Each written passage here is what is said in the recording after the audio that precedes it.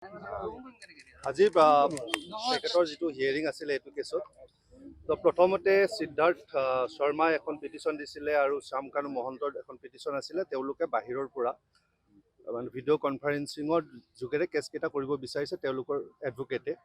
আৰু সেই পিটিশ্যন দুখনৰ ওপৰত যি স্পেচিয়েল পাব্লিক প্ৰচিকিউটৰ আছিলে তেওঁলোকে কৈছে আমি অবজেকশ্যন দিম।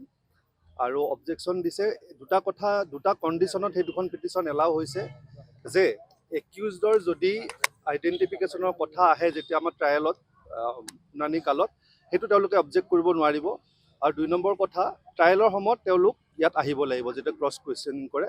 আৰু দুইজন এডভকেট এইটো মান্তি হৈছে। সেই দুখন পিটিশ্যন আজি সমাপ্ত হৈছে। তেওঁলোকে ট্ৰায়েলৰ আগৰ কথাখিনি ভিডিঅ' কনফাৰেন্সিং যোগেৰে কৰিব পাৰিব।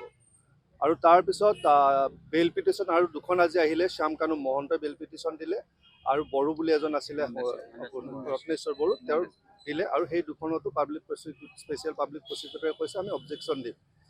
আৰু এই গোটেই বেইল পিটিশ্যনবিলাক 22 জানুৱাৰীত ফিক্স হৈছে। সেইদিনাখন স্পেচিয়েল পাব্লিক প্ৰচিকিউটৰে অবজেকশ্যন দিব আৰু মহামান্য আদালতৰ সেইটো শুনানি হ'ব।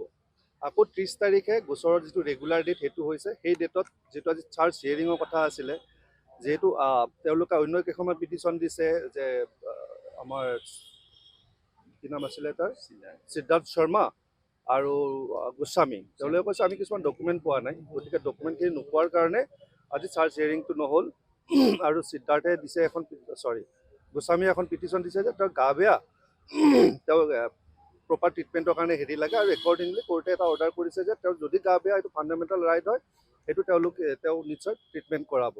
এতিয়া কথাটো হ'ল আমাৰ যিটো দাবী আছিলে গুৱাহাটী উকিল সন্থাৰ দাবী বা আমাৰ যিটো দাবী আছিলে যে ইয়াত স্পেচিয়েল পাব্লিক প্ৰচিকিউটৰ টীম এটা লাগে।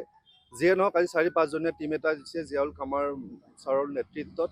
সেইটো লৈ তেখেত বহুত যথেষ্ট অভিজ্ঞ ব্যক্তি, সেইকাৰণে আমি সন্তোষ প্ৰকাশ কৰিছোঁ। কিন্তু লগে লগে আমাৰ যিটো দ্বিতীয়টো দাবী আছিলে ডে টু ডে হিয়াৰিং লাগে। আজি যেতিয়া কেছটো হৈছে এটা বহুত দীঘলীয়া প্ৰচিডিউৰ, বহুত কেইখন পিটিশ্যন থাকে, এনেকৈ কিন্তু এইখন কোৰ্টত কেতিয়া হৈ নাহিব। অনাগত 20 বছৰ অসমৰ ৰাইজে চাই থাকিব লাগিব। এইটো জুবিনদাৰ ন্যায় বুলি কৈ আছোঁ, আমি কৈছোঁ জুবিনদাৰ ন্যায় নহয়, এইটো অসমৰ ৰাইজৰ ন্যায় বা তেওঁৰ পৰিয়ালৰ ন্যায়। গতিকে ডে টু ডে হিয়াৰিং কৰক। চৰকাৰে যদি এইখিনি কৰিব পাৰিছে, ডে টু ডে হিয়াৰিং কৰাটো একেবাৰে সহজ। এখন খালি স্পেচিয়েল কোৰ্ট এখন ডেজিগনেট কোৰ্ট এখন এষ্টাব্লিছ কৰিব লাগিব, তাতে এই কেছটো নিব লাগিব, ডে টু ডে হিয়াৰিং কৰক। এতিয়া চাওক, সময় লগা যিখিনি কাৰবাৰ আছিল আজি তাৰিখলৈকে আছিল, কপিবিলাক দি ল'ব লাগিব।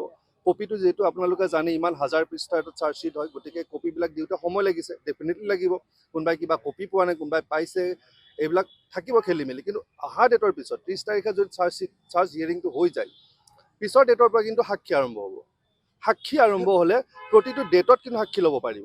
আজি ল'লে, কালি ল'লে, পৰহি ল'লে। গতিকে তেতিয়া ডে টু ডে হিয়াৰিং পূৰা কৰিব পাৰিব। এতিয়া চৰকাৰৰ হাতত মোটামুটি আৰু 15-16 দিন টাইম আছে। তেওঁলোকে যদি ইচ্ছা কৰে, মই বাৰে বাৰে কৈছোঁ অসমৰ ৰাইজক, যদি চৰকাৰে ইচ্ছা কৰে এতিয়াও এখন স্পেচিয়েল কোৰ্ট এপইণ্ট কৰিব পাৰে, ডেজিগনেটেড কোৰ্ট এখন দিব পাৰে, য'ত ডে টু ডে হিয়াৰিং হ'ব। কাৰণ আমি চাওক, আমি যিকেইটা দাবী উকিলতে গুৱাহাটী আৰম্ভণিৰ পৰা কৈ আহিছিলোঁ যে স্পেচিয়েল পাব্লিক প্ৰচিকিউটৰ লাগে, তেওঁলোকে বুজি পাই দিলে। আমি CBI কৈছিলোঁ, সেইটো নহ'লগৈ। এতিয়াও কিন্তু বহুতখিনি ৰাস্তা খোলা আছে। আমি বাৰে বাৰে কৈছোঁ যদি কিবা লেকুনা আছে এতিয়াও আমি বহুতখিনি আগবাঢ়িব পাৰোঁ। গতিকে আমি কৈছোঁ যদি ন্যায় দিব লাগে তেতিয়াহ'লে ডে টু ডে হিয়াৰিঙৰ কাৰণে স্পেচিয়েল ডেজিগনেটেড কোৰ্ট এখন এষ্টাব্লিছ কৰক। তাৰপিছতহে কিন্তু জুবিনদাই ন্যায় পাব। এইটো যদি আমাৰ জুবিনদাৰ যদি গৰিমা শইকীয়া গাৰ্গৰ যদি কিবা অবজেকশ্যন আছে, তেওঁলোকক আনিব লাগে নানিব লাগে, এইটো এতিয়া গৰিমা শইকীয়া গাৰ্গ বা আমি একো কৰিব নোৱাৰোঁ।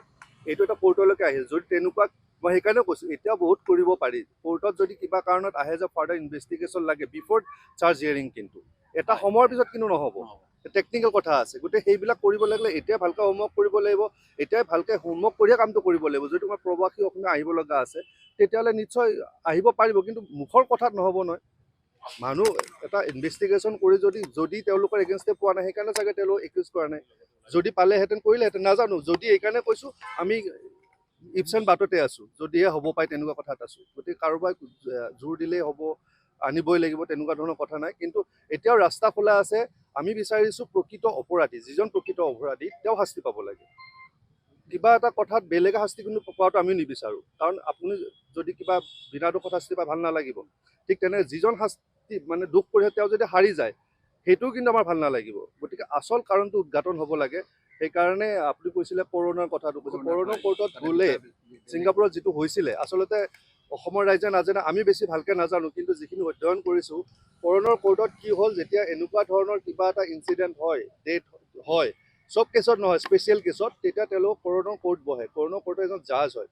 তাতে যিটো তেওঁলোকৰ ফাইণ্ডিংছ থাকিব, যিটো পাব তেওঁলোকে ইনভেষ্টিগেটিং অফিচাৰ, আমাৰ যেনেকৈ পুলিচে কৰে তাতেও পুলিচে কৰে, তাৰে যিটো ফাইণ্ডিংছ তেওঁ একচেপ্ট কৰিব পাৰে, নকৰিব পাৰে।